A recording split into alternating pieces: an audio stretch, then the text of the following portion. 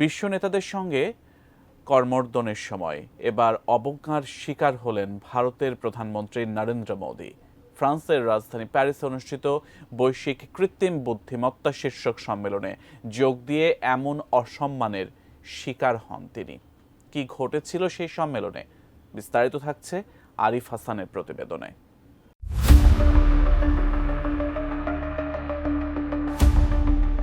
সামাজিক যোগাযোগ মাধ্যমে ছড়িয়ে পড়া একটি ভিডিওতে দেখা যায় এক সম্মেলনে সামনের সারিতে বিশ্ব নেতাদের সঙ্গে বসে আছেন ভারতের প্রধানমন্ত্রী নরেন্দ্র মোদী। সেখানে ফ্রান্সের প্রেসিডেন্ট ইমানুয়েল ম্যাক্রো উপস্থিত অনেকের সাথে হাত মেলাচ্ছেন। ওই সময় ম্যাক্রোর সাথে হাত মেলানোর ইচ্ছা পোষণ করেন নরেন্দ্র মোদীও।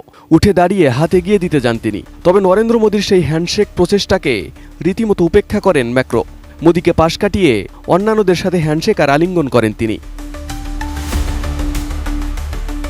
বার্তা সংস্থা আনাদুলু বলছে, মঙ্গলবার ফ্রান্সের রাজধানী প্যারিসে এআই শীর্ষক সম্মেলনে বিভিন্ন দেশের নেতাদের সঙ্গে যোগ দেন ভারতের প্রধানমন্ত্রী নরেন্দ্র মোদীও। ওই সম্মেলনে ইমানুয়েল ম্যাক্রো সেখানে উপস্থিত অন্যান্য অংশগ্রহণকারীদের সাথে করমর্দন করলেও মোদীর দিকে হাত বাড়াননি।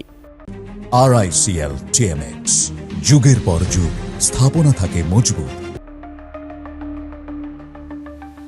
আনাদুলু বলছে, প্রেসিডেন্ট ম্যাক্রোকে অন্যান্য নেতাদের মধ্যে ইউরোপীয় কমিশনের প্রেসিডেন্ট উর্সুলা ভন ডার লিয়নের সাথে আনন্দ শুভেচ্ছা বিনিময় করতে দেখা গেছে।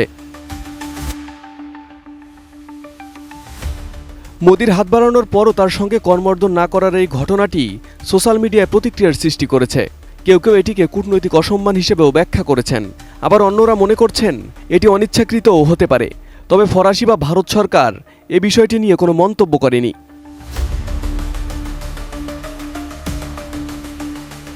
ফ্রান্সের রাজধানী প্যারিসে 2 দিনের এই কৃত্রিম বুদ্ধিমত্তা আন্তর্জাতিক সম্মেলনে প্রায় 100টি দেশের রাষ্ট্রপ্রধান, শীর্ষ সরকারি কর্মকর্তা, বিভিন্ন প্রতিষ্ঠানের প্রধান নির্বাহী এবং বিজ্ঞানীরা অংশগ্রহণ করেন। অংশগ্রহণকারীদের মধ্যে ছিলেন মার্কিন vice president J D Vance. দায়িত্ব গ্রহণের পর এটি তার প্রথম বিদেশ সফর।